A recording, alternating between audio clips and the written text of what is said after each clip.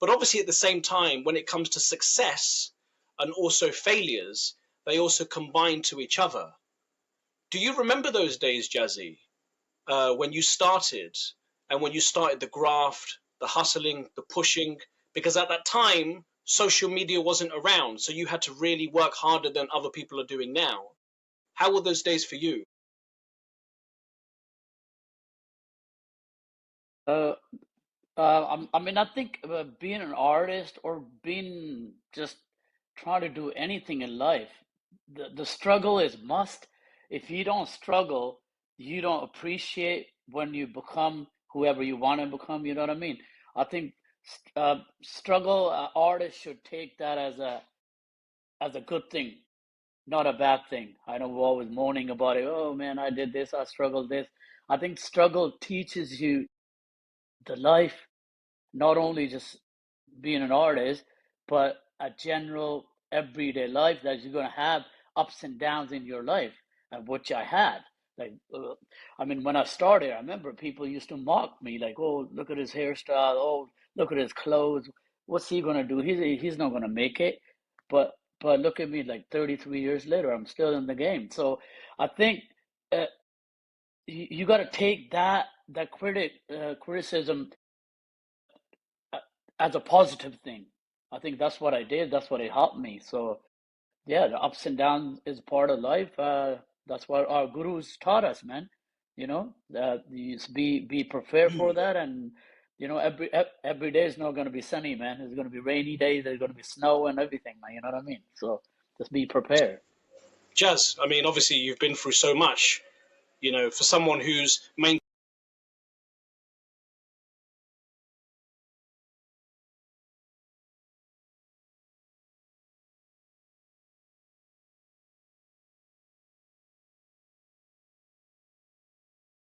to your career, did that motivate you, Jazzy, knowing the people out there that weren't specifically very nice to you, or at the same time talking bad about your dress sense or how you used to perform, or everyone has their opinion, regardless if it was good or bad.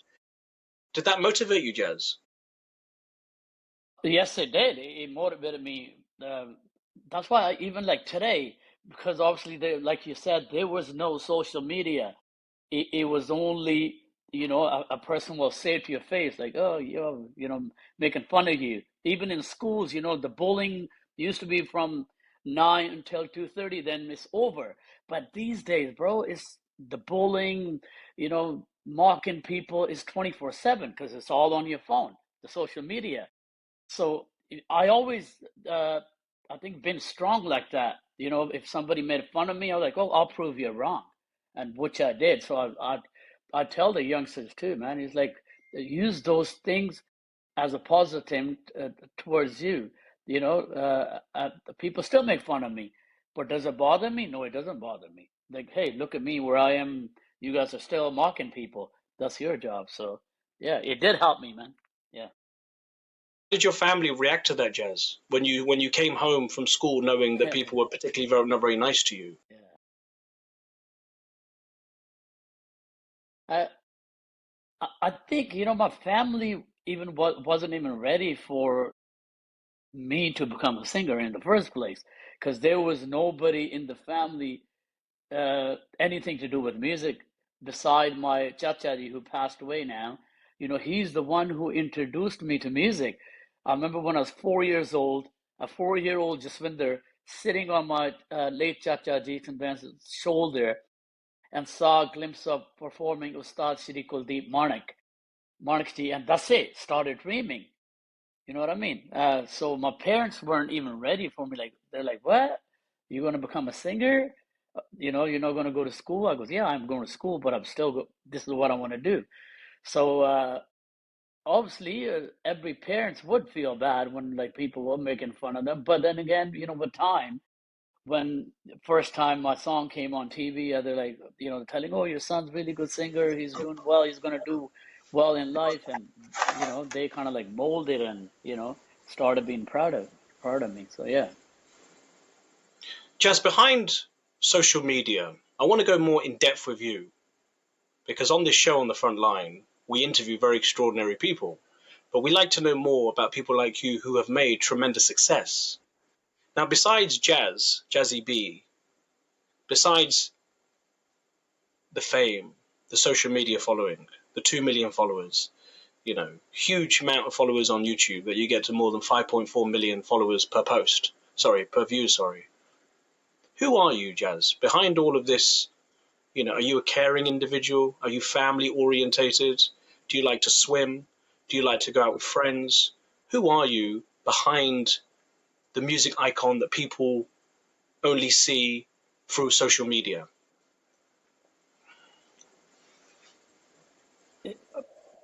I like to be called like a simple person. Hmm. I'm a humble person, and like because I obviously grew up in Canada, and Canada is known for hockey, ice Hmm. hockey. So when we were kids, we used to play ball hockey on the street, and Hmm. trust me, if I still get a chance, I pick up my stick and the kids are playing on the road. I'll pick up my stick and play with those kids, Hmm. and I like my family around. My cousins, my nieces, nephews, everybody around, because that's the generation I think I grew in, Hmm. where all the cousins used to get together. Put a mattress on the floor and have a sleepover. And I'm still that kind of person, and Hmm. I actually miss those days. And now people want to have their own privacy. They want to have their big house, but yeah, you get that, but you don't have people around. I think I still like how things were back in the days when people actually communicated talking to each other rather than texting or FaceTiming or stuff like that. So yeah, I'm just a simple person who loves being with family, with my friends, and just spending time, man. You only get one life. That's what I tell the people, man. Money comes and goes, whatever. Yeah, you need money to live and all that, but the family is most important. My friends are most important. You know, the friends that I grew up with over like 35, 40 years, they're still my friends. When I was when I was working on construction, building houses, when I was in Jazzy B, when I was jazz, you know what I mean? So to me, that's more important. So yeah, that's who I am, man. Just a simple person. Might not look it, but I am simple.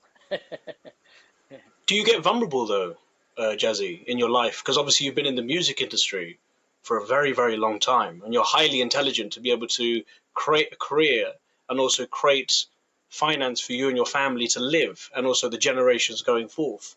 But obviously there must be some vulnerability behind you. Are you a vulnerable person? Do you trust easily, Jazz? Do you become friends with people easily? Yes, I'm a very trusting person, but with experience, I can read a person now. You know what I mean? If that person is shady or this and that, whatever. But I think uh, it's like in Gurbani they say, "Hamni changa burani koi." Hey, everybody's good. If somebody does something wrong to me, they'll pay for it eventually. But I'll just keep my head up and keep going because you know. That's part of life. That's their job. That's obviously their creation of God too. You know what I mean? So I'm lucky. I'm blessed. I got good people around me.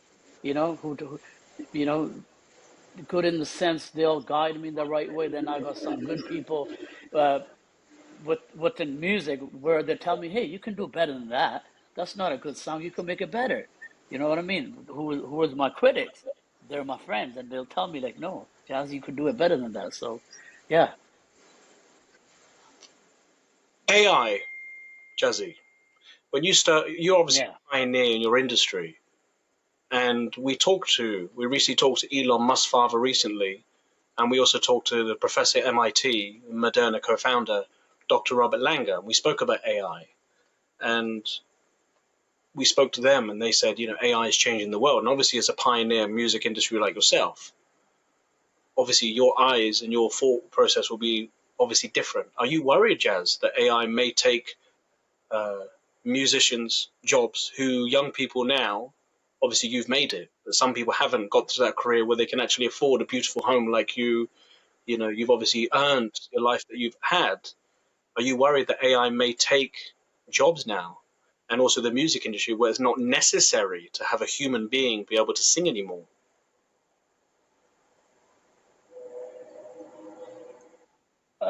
Yeah, it's really scary, bro. I seen the work behind it and how the robots are doing jobs, but they still need obviously human to build and all that. But it's very scary, even with the music, how you can just create the lyrics.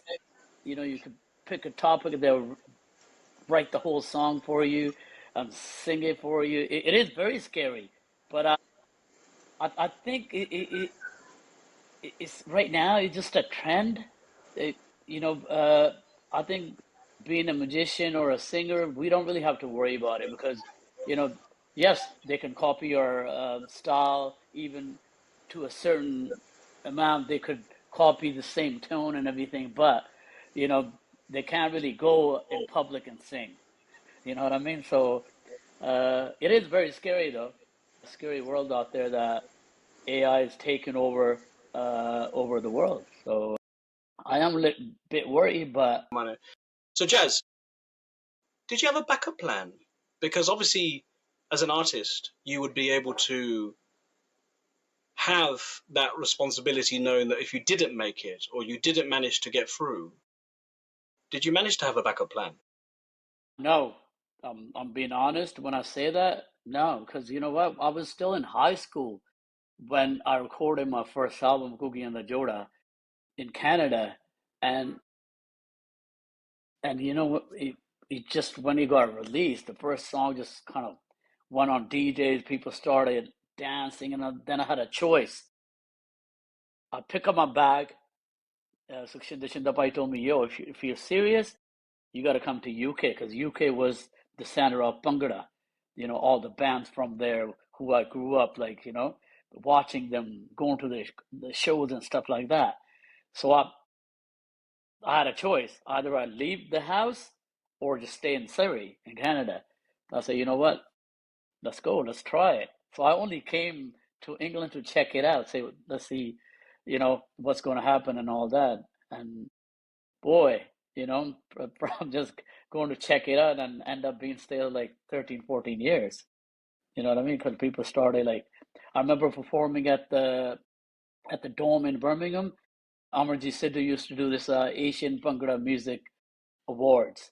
Had like one uh, song to sing, whatever, but people gave me so much love.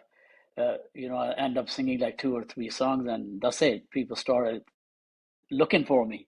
There was no social media, so it's only the phones, They started ringing people, hey, who's this guy? We want to book him. So yeah, there was no backup plan, bro. If I didn't make it, I got back to the construction, I would have gone. Was you worried though, Jazzy? Nah, nah. I think that's one of the things. It's all God's plans, man. You have to go for it. You have to risk it.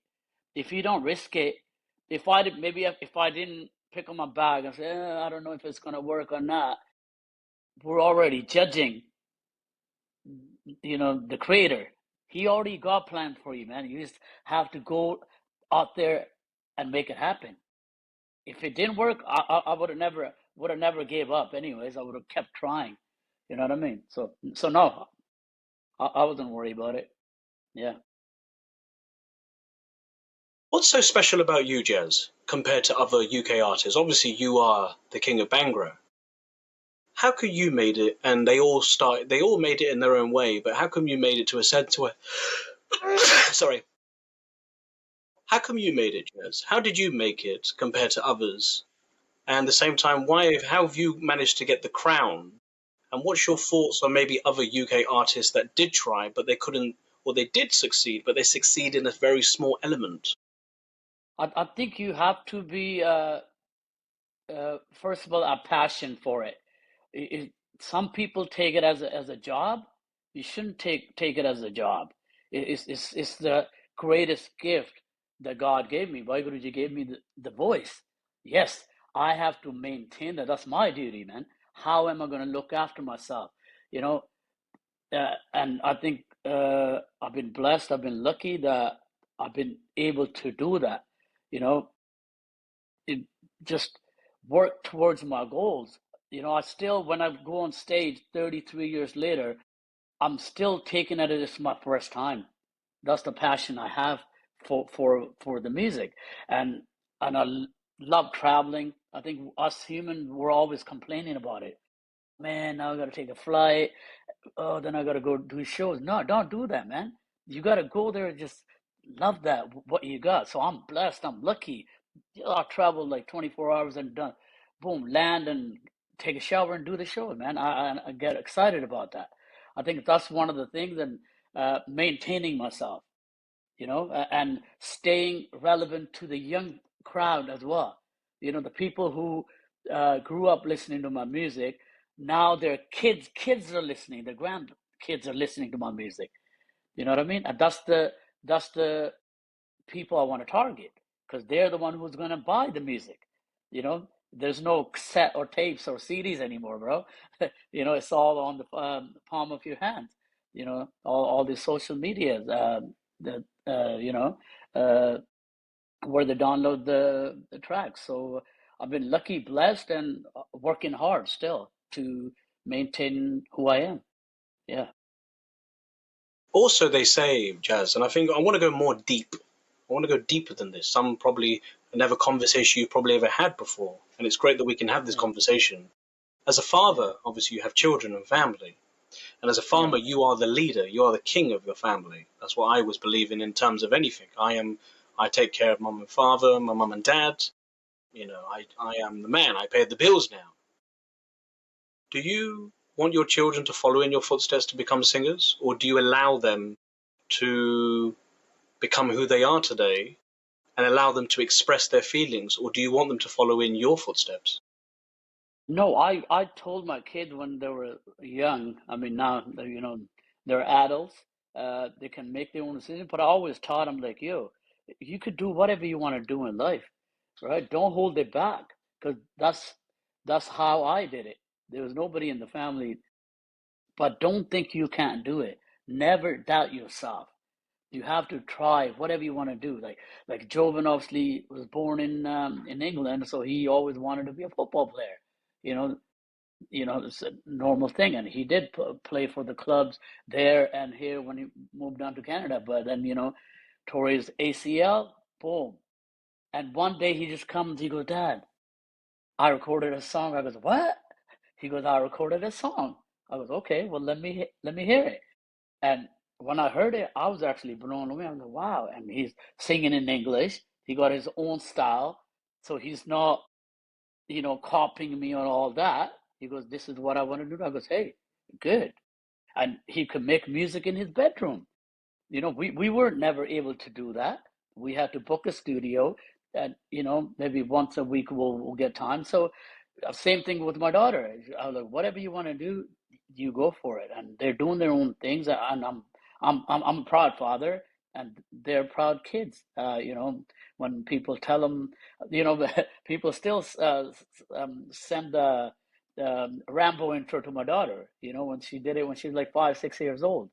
And 20 years later, or 19 years later, she's still getting that, and she's been proud. So told my kids, man, you can do whatever you guys want to do in life. Be honest with me, Jazz. Yeah, Are you happy? Are you I'm happy very with your happy. Are you happy with your life, or do you have things in the cupboard, in your stomach, still more fire to prove? Do you have to prove to yourself? Are you at a place in your life where you have now made it to an extent where you're content?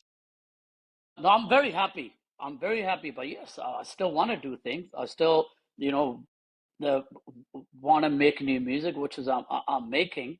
Hmm. There's no complaints, bro. People ask me sometimes, like, "Oh, what would you change about yourself?" I go, "What? You know what? I wouldn't change anything about me. Whatever I went through, whatever I was, whatever I am, I would not change anything, because if I change, I wouldn't be sitting here talking to you right now, bro." So I'm very happy. I'm blessed with a beautiful family, with all my friends around me, and still. being Jazzy B on stage, man. I could still perform like when I was 18, 19. So, that's it, bro.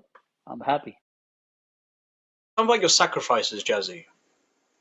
I want to know all about your sacrifices. I want to know the sacrifice for you to get where you are today. It's all good. It's all good us saying on the layer. Yes, I turned up to Yeah, UK. I went to the yeah, studio. But did you yeah. sleep in a car? Did you, sleep on your friend's sofa? Did you stand outside a radio station for and get rejected? Did you knock on people's doors? Tell me the sacrifices you went to become the man you are today, to become Jazzy B. I think the first sacrifice I did was left my parents, my family, my nephews, my nieces, my brothers and sisters. It's not easy, bro. Forget just moving to a different neighborhood. I went to a different country where I didn't know no one, and I remember when in Birmingham on Soho Road, Holyhead Road, actually, we used to live there, five, six guys together. We had to do our own laundry, wash our own plates and everything, man. Cook our own food. There was no mom or dad or sisters to pick us up. So that's one of the things I remember when I recorded my first album, Cookie and the Joda, and nobody would take it. They go, "Oh, nah, this kid ain't gonna make it." And I remember that my boss, who paid for my album then, back in '92, $5,000. That was a lot of money, man. This is the guy I used to work with as a construction worker, and he took the album. I don't want to name the company, but to a Canadian-based company, and they go, "Nah, nah, he ain't gonna work." you know. So then we end up releasing it ourselves, and the album worked. And years later, the same company wanted to record my song. I go, on your bike, mate. No way. You know what I mean? So yeah, there's been ups and downs in life, but like I said, bro, those things teaches you. I remember when I went to India, there used to be a Doordarshan, uh, a TV station where like all the big stars will get to play their videos on.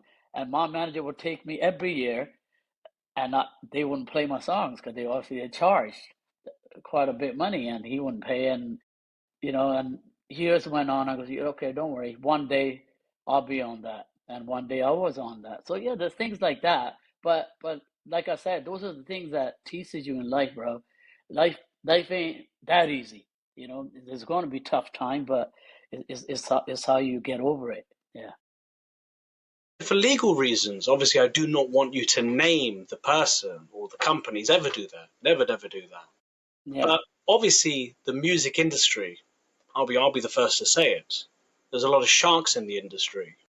There's a lot of people out there that will do anything to get that extra buck. Have you ever been in a position where someone has tried to shark you, Jazzy, and it's hurt you so badly or betrayed you in a way that's made you feel absolutely disgusted and not trustworthy anymore to them people? Yeah, bro. More than once. More than once. I think that's in every business, bro. Like I said before, you just gotta do your things. You just try to do good things. Yeah, people gonna take advantage of you. But then I see those people today. Where are they? Nowhere. They're still trying to rip somebody else off, you know? And where I'm just doing my own thing. So we all get those kind of people in life, bro. I had loads of them, but uh, thank God I had good people on my side too who helped me uh, to get over that. It's okay, like whatever. They came and took their whatever they wanted to take, and now they're nowhere to be seen. And I'm still staying strong, bro. I think you just gotta stay positive. You can't just get somebody let you go down, kind of things like, oh, I robbed him or I cheated him, whatever, and this now he's not gonna make it. So I'm a positive person. I got that from my dad, and you know, the show must go on, and I'll continue my journey. And I think the lowest point of my life was when uh in '96. The career just started in '93 when I had a laryngitis on my throat. I couldn't sing, bro. That's when like who the real is, who is like obviously managers and all that. They wanted to make money, man. and I was booked like day and night out, but I had a horsey voice. I couldn't sing. But they obviously would want to still ka-ching, ka-ching. It was like, oh, it's okay, go do the shows. But I know I couldn't sing, man, because I had to go to people's houses, tell them, like, if I keep singing, my career will be over forever. Because the doctor told me you need to rest, like, for a year or maybe even more. Those were the days where I cried to myself, bro. Like, cried, like, yo, career just started and it's over. That's it. And yeah, I went to India, took a break for a year, still had to get my laser surgery on my throat, but thank God everything went well. I think that's what made me more humble. It's like, yo, it's all God's plan. It's His voice. He could take it away in a sec. So I think that made me realize, like, don't be greedy, man. Just be humble and just keep doing your stuff. Yeah. I'm going to dig something out your mind, Jazz. Now, obviously, to become who you are today, I always spoke to my father. My father's always said to me, you should always give people the level of respect and also, peace. Always give the people a level of respect. But at the same time, I've also learned that people at the top of the food chain, in terms of your industry, in terms of Elon's industry, as a professor, scientist, YouTubers, they say the people at the top of the food chain or top of their industry have some level of autism. Like, I probably suffer from a bit of autism because I'm a person who doesn't stop, who wants to keep pushing and pushing until it happens. Do you think, in your perspective, in your opinion, that maybe there could be, in your opinion, that people at the top of the food chain have some sort of amazing autism? Because autism now has been portrayed as something that genius, like Elon, he wouldn't be where he was today if he was just a regular Yeah. human being. Obviously, he's an extraordinary human being, and that obviously comes with a level of brain work. Do you think, you being where you are today, do you think you have some level of genius, creativity, autism that you don't know about, or do you know about, that you're so tunnel visioned where you wanted to go? Yeah, I think we all have a vision. We all have dreams. We all have a target. Uh, And I tell this even to the youngsters, you have to have a target, bro. Otherwise, you ain't gonna get anywhere. I say always aim high in the sky, only then you'll reach halfway. So yeah, like I said, sitting on my late Chacha G Singh Branson's shoulder, 4 year olds just when they started dreaming, and here I am. So yes, you have to have that drive. Like, I want that. It doesn't matter how I'm gonna get it, but you have to have the fire, man. You have to, and I think I have that. That's one of the reason that keeps me going. I think we whoever have that extra drive becomes a superstar, or in the business on top of it. It could be anything you want to do. It. You can't be just like, oh, I'm okay. I'm just gonna no. You have to have that drive. So I think I have that, and like I said, I still feel like it's my first time on stage, first time in the studio. I think that's a good thing to have. So yeah. And my last couple of questions, Jazz. Rejection. People think people who have made it don't get rejected. Do you still get rejected? And if you do get rejected, how do you deal with it? Uh, well, I think I'm at that point. I'm lucky. I'm blessed. Uh, where people respect me, man. It's like a lot of even the youngsters. Like, I remember doing shows with like AP Dillon when he called up. He's like, "Yo, I just want you to come as a guest," and then Karan Aujla and Grinder Gill, all these guys, man. I think that's a beautiful thing about our industry. That be positive. I hate people who are negative, man. Just general. Like, you're like, oh man, that ain't gonna work. I don't like people like that. I don't like to hang around with them. So yeah, it, sometimes rejection teaches you, man.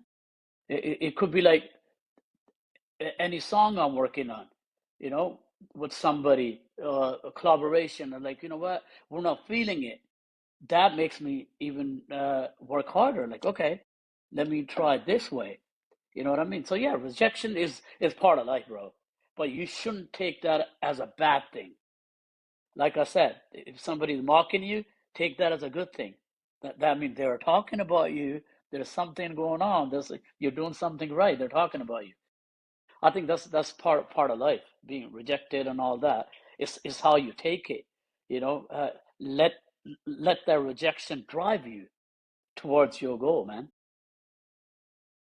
And my last question, Jazz. I want to.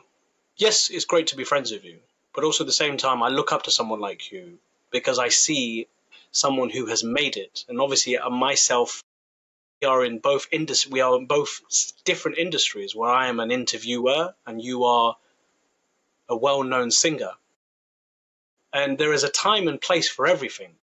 Me being 34, you having a long, long career.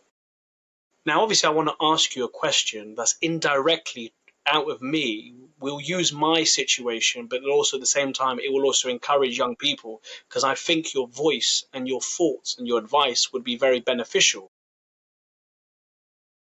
I have been working. What would you say to someone like me, actually?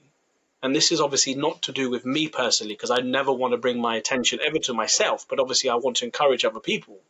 But let's just say, for instance, myself, let's use my example, but actually not my example, but let's just use an example where someone has been working so long, so forth as a fixer for 20 years working for national newspapers and magazines.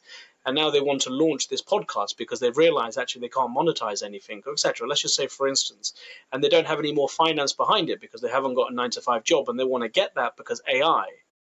What would you say to someone who doesn't have a safety net anymore, who is now in the position that you are? Can you relate to someone like that? Yeah, definitely. I mean, there's a lot of people out there who had their job. Uh, you know, I don't want to name no one, but a couple of friends of mine who were working for someone, same as you, uh, and they asked me the advice. They go like, "We want to launch our own thing." I goes, "You should, because you got a great voice, you got a great like people follow you." Ever since you started working at this place, this place, this place. I go, my dad used to love you, man. Like if that generation is listening to you, now the young generation is listening to you, and you can speak Punjabi and English, that's extra advantage towards you. So, and guess what? The person got their own podcast and doing really well, traveling the world, doing things. So I always encourage people, hey, if one door closes, the God, it's like at, again, man, it's all God's plan. He want you to do better in life. Otherwise, you'll be stuck there for 9 to 5, 9 to 5, rest of your life. Why are you doing this or that person doing that? Because they have got talent. Let's go explore the world. And that person is doing it. You're doing it. So many other people are doing it. So I just want to tell the youngsters out there or whoever's working, don't feel stuck at a place. If you don't like working at a place, you're not happy, it's time to leave that. It's time to leave and go explore. You only live once. And you don't get it, you know, you don't want to regret it like, oh, I should have done that. You know what I mean? If don't say should have done that, go do that. You might not make it. You could always go back or go find another job or do whatever you want to do, but don't miss that chance. Hey, I should have done that. So, all right? So the sky's the limit, trust me, man. Uh like I said, I'm right here, example right in front of you. So yeah, just go live your dreams, man.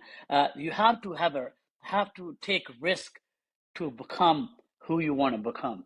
You know, if you just, the easiest like, oh, okay, I'm going there 9 to 5, boom, boom, that's it. Your life, there's no happiness in your life. So just go out there, explore the world, whatever you want to do in life, man. Sky's the limit. And my last question to you, Jazzy. What would you like to tell the people who are suffering today that really don't have the finance behind them and are stuck because they are not able to achieve a lack of confidence, or they look at your videos and go, I wish I could do that, but they couldn't. And obviously, that is probably the same answer that you've said in just our previous thing. But what's something different you could tell young people? A message, a very short message. I think the message I got to give is the message my Ustad Shri Kuldeep Manshi gave me. He told me, first of all, अपने आप ते मान होना चाहिए जे तू अपने आप ते मान नहीं करूंगा होर केड़ा तेरे ते मान करूंगा, meaning you have to love yourself, you have to believe yourself. If I don't believe in myself, who else is going to believe in yourself? You know what I mean? So that's the first thing. The kids out there, youngsters, love yourself, man. Everyone's different. Don't be compared to this person, that person. No, you're your own person. That's why you're different. uh, and go out there, do whatever you want to do. If you're struggling, like I said, a struggle is a must. If you don't struggle, you don't know what life is all about. You know, I didn't get a silver spoon. I worked my butt off to become who I am, to become Jazzy B. You know, my parents helped me. They taught me like, hey, you go out there, work hard, and I'll tell my kids the same thing. So whoever's listening, don't give up. Never give up. Always just keep trying. You'll make it one day. You might not be at the right space right now, but you will. And another thing I want to touch, bro, is mental health. People in our culture, we don't talk about it. If anybody's going through that, talk to your loved ones, man. Don't take it out on social media and you know pretend they're your friend. No, the real friends are those one, two, three, four people you could count on your fingers. It could be your mom and dad, uncle, cousin, whatever, your best friend. Talk to them about it. But there's a light at the end of the tunnel, so don't hold that in, man. I went through it. I still go through it. I got my best friend Jenny Dillon. He picks me up and we go for a drive, and I talk, he just listens, and that's it. I'm feeling better. So if somebody's reaching out to you, talking to you, telling you, hey, I'm going, listen to them, please, because that listening might change his or her life for rest of life, man. You know what I mean? So yeah, just live your life, man. Ups and downs are part of life, but just live it to the fullest. Jazzy B, thank you so much for your exclusive interview with us and telling the story of who you are as an individual and where you came from and your success and your struggles and your sacrifices. And I'm sure people out there would love to experience this. So thank you so much again, Jazzy. Thank you, brother. One love, man. Thank you. One sec, Jazz. One second, Jazz.